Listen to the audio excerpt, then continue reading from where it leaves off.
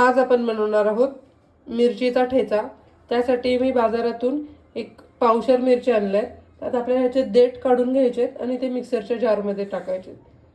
आता काय करायचं आहे, त्या मिरच्यांचा असा देठ आहे तो आपल्याला काढायचा आहे आणि मिरच्या दोन तुकडे करायचे आणि हे मिक्सरच्या जारमध्ये टाकायचे। अशा आपल्याला सर्व मिरच्यांचे देठ काढून असे दोन तुकडे करून मिक्सरच्या जारमध्ये टाकायचे।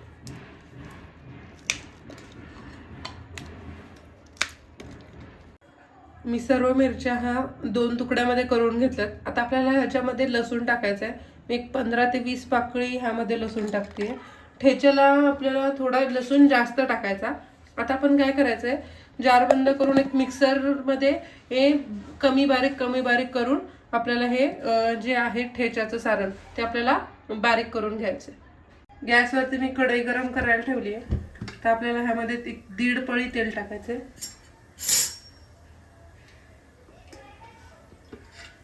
थोडं ठेचा आपल्याला टिकण्यासाठी थोडं तेल जास्त टाकायला लागतं। ठेच्यामध्ये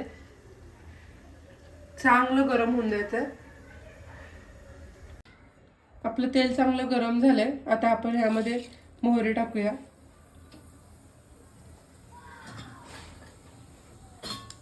मोहरी चांगली तडतडून द्यायची आपल्याला।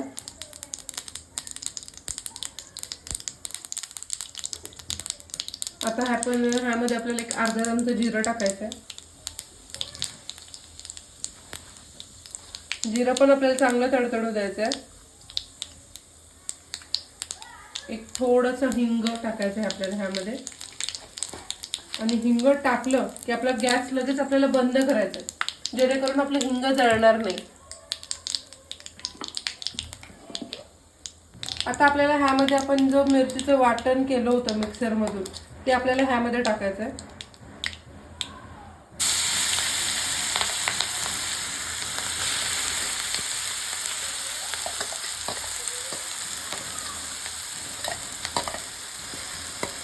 आता आपल्याला हे व्यवस्थित असं हलवून घ्यायचं आहे आणि मी गॅस चालू केलाय परत।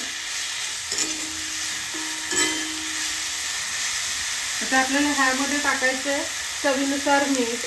ह्याच्यात थोडं मीठ जास्त असलं तर छान लागतं खायला। मी अर्धा चमचा मीठ टाकलं ह्यामध्ये आणि आपल्याला एक 2 चमचे ह्यामध्ये शेंगदाण्याचं कूट टाकायचं।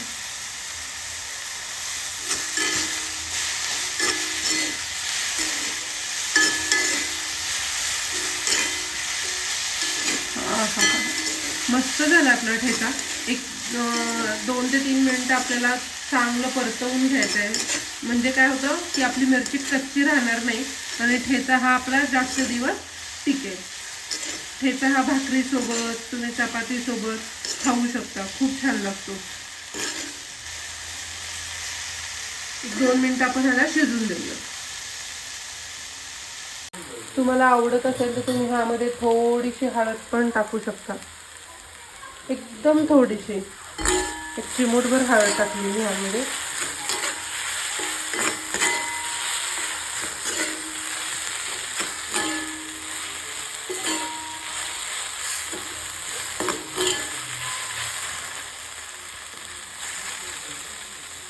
एक 2 मिनिटात आपला ठेचा हा रेडी होऊन जाईल। आपला हा ठेचा खाण्यासाठी तयार आहे।